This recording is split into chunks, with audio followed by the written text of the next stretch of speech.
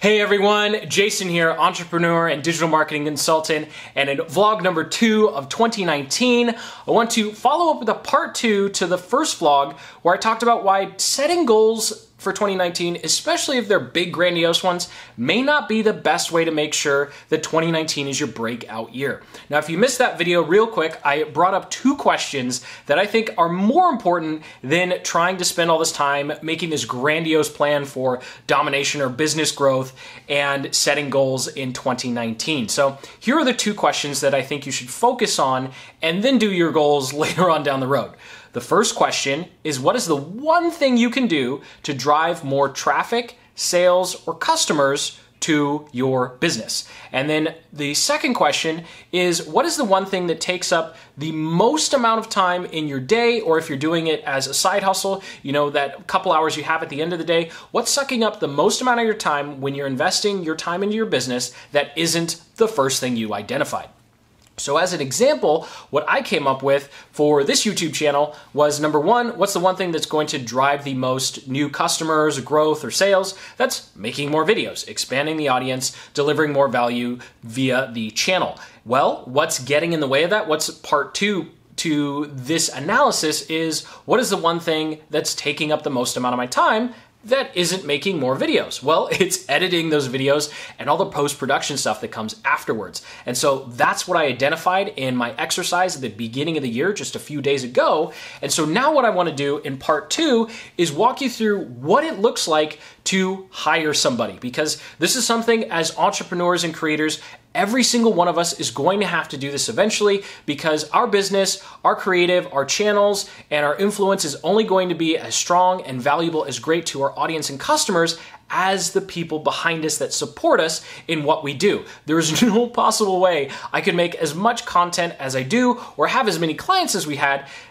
if I tried to do everything by myself. There are a lot of other people who help make sure everything runs smoothly behind the scenes so I can make these videos and have more potential client calls. So with that, I want to dive into my screen here and I want to walk you through the process and everything it took to put this together. So I actually put this document together that you're looking at just a few weeks ago, in between Christmas and New Year's. I went and sat at my favorite coffee shop and took me about 4 hours to type all of this fun stuff up. So up here, I just put together this quick diagram to kind of show you all of the moving pieces and components to a successful hire. So first we have the job description, we need job samples, and we need an easy ask. Then our part is a cover letter, portfolio review, audition, and then interview. So I'm going to walk through each one of these, and then I'm actually going to show you a live audition that I have going on right now on Upwork. So you're going to see how this works in real time. So the first part of this is the job description. And this can be the hardest because this is where you have to figure out what are they going to do. So you've identified that one thing that's taking up a bunch of your time that you need to outsource to someone else, offload to someone else. Whether it's 3 hours a week, 5 hours a week, this particular job is probably going to turn into 15 to 20 hours a week, but we're going to start at 5 and then work our way up so that whoever we wind up hiring can kind of get a feel for how we work and we make sure it's a good fit. And the audition process I'm going to go through is going to show you how you can save a lot of time when it comes 3 months down the road and you realize you hired the wrong person. So here with the job description, I typed out, there are 3 main questions that Upwork used to ask, and I still use this format because it's really easy to kind of think about what they're going to be doing. So the first question you want to ask is, what do you need help with? So what do we need help with? What is the task or project inside of our business or channel that we need help with? And then we're going to go into, what will the freelancer be doing? Specifics of what they'll be doing. So what I like to do is write a brief summary of what they'll be doing, and then I go into as much detail as possible. And you'll see the end description is actually really, really long, and you actually want that on. We do this on purpose. And so I'll go into it, and then what qualities are needed to be successful. Personally, with our team, we're looking for more of the type of person rather than the actual skills, because skills are very easy to learn and we can easily train people. What we're looking for is more that integrity and work ethic that you can't really train someone. Like, they either come ready to learn and roll up their sleeves or they don't. And so that's what we do here. It does sound corny, but I have this little integrity and commitment. This is what we're looking for. And then the infamous purple elephant ask in the very last paragraph, but I'll get to that in a second. So once you have this job description, and if you want a template, you can check it out in the Aspire notebook under the team section. You can see this entire template. I actually have a template that I use every time we hire, and that's for free in the Aspire notebook. So the next part of our process here is job samples. So what you want to do is give the freelancer an example of the end product or end result of what you're looking for. So for us, this is hiring a graphic designer. I've included some sample PowerPoint presentations I've made in the past. Are they the same quality that I want them to make? No, they're a lot worse.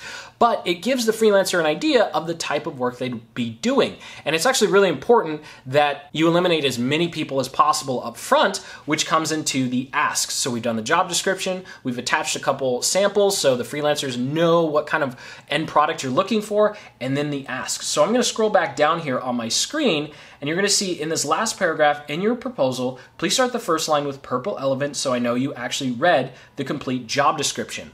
This one sentence will literally save you hours of headache, if not months, of hiring the wrong person. You've done the work of the job description, you've done the work of providing work samples, and now you ask them to do something so simple. But it's amazing how many people don't do it. So I'm gonna go over to Upwork here. You can see our super long job description. I think we got about 20 odd people total here. And I'm gonna go into archived, and of course the screen's blurred out, but we're just gonna scroll through all of these people. I think all but 3 of them applied and just didn't put purple elephant at the beginning. Like it's so simple. It is so simple, but a lot of people didn't do it. And so right off the bat, I was able to eliminate, well, 16, probably 10. Let's say closer to 10. Right off the bat, I was able to eliminate 10 proposals because they couldn't take the 5 minutes to read the job description and just start with purple elephant. So once you've eliminated all these people, you're going to be left with about a half the number of original proposals you started with. And so this is where the next step of the process comes in. I'm going to scroll back to the top to our little diagram here. We're going to review the cover letter, and then we're going to go over their portfolio for review. And during this process, you want to identify 3 to 4 people you think did the best in terms of their cover letter or in terms of their portfolio. You're going to find some people who have a really weak portfolio, but they obviously took the time to write a good cover letter. I actually like seeing that because it shows me that someone's newer, especially if someone's newer to the platform, it shows they're kind of hungry and they really want to learn. And I really like seeing cover letters where they took the time. I actually had one person on this application do a sample for me. And so that was just like an instant you get into the audition. So with that, you want 3 to 4 people and you're going to go into an audition. So with the audition, now this is something that's gonna look like a little bit of overkill, but this is a Google Drive snapshot of all of the files that go into the audition. So with the audition, what we do is essentially I just send them a quick message. I actually have, let me scroll down here because I actually have all of the hiring messages pre-written, so it's very easy. So the first message here is, hey, outstanding cover letter. I very much appreciate you taking the time. Would you be interested in an audition? Here's our YouTube channel if you're interested. I actually don't link the YouTube channel until this point. And either they say, yes, I'd be interested, or they say, no, I kind of just want to get started and I'm not interested in an audition. And then the next message, I say thank you, and then we go through a quick project summary, and I link out to a 5-minute tutorial video that goes over what the audition is, and then I also link out to this document. Oh, not this document, this document. And so what this document does is it goes through essentially a project outline of what we'd like them to do.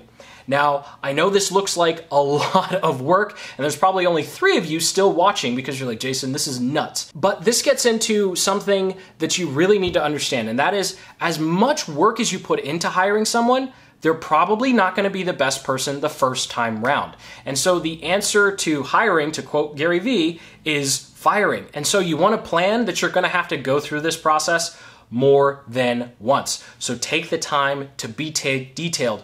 write a project outline of what you want. Here I include a summary. I do the peanut butter and jelly sandwich style steps, and then I just include some information that I think is going to be helpful to them, and then I include more examples. So we have 5 examples of previous work so they get a really good understanding of what we're looking for, and then I link out to some other resources. And I actually went above and beyond on this one, and I just recorded a video of me actually doing what I want the freelancer to do so that they get a really clear understanding of what I'm asking for. And this is all provided to them when you hire them for the audition. Now, this is the other thing that's gonna feel not fun, and that is you want all of them to do the exact same thing. So in this particular instance, I've provided a content outline and a video that has already been posted to this channel, but I'm not giving them the YouTube channel link, and I'm asking them to make the graphics for it. And this way, I can compare apples to apples across everyone who's applied.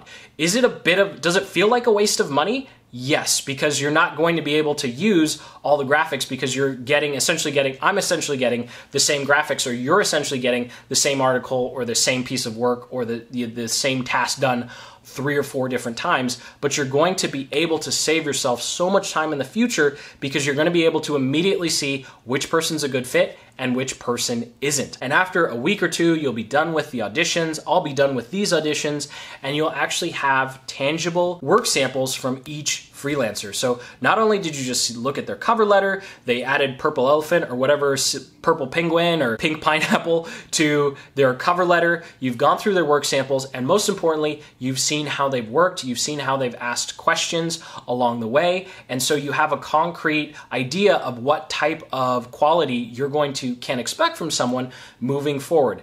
And best yet, you've done all of this work. I really encourage you. I mean, it took me 6 or 7 hours to put all this together, but if for some reason down the road they get sick, they decide they don't want to do it anymore, or they just drop off the face of the earth, which happens a lot with freelancers, they just disappear and you never hear from them again, you don't have to spend a tremendous amount of time going and finding someone new because you already come up with a process. Again, I encourage you to check out the Aspire Notebook. There is a full 7 video series that walks through everything that I just kind of rushed through here.